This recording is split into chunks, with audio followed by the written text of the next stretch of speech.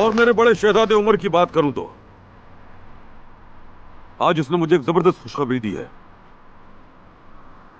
हमारी कंपनी के लिए इसने एक बहुत बड़ा टेंडर जीत लिया है। इस कामयाबी में हमारी आर्किटेक्ट आयजा बेटी का भी बहुत अहम किरदार है। इन दोनों के लिए भी जबरदस्त तालियां होनी चाहिए।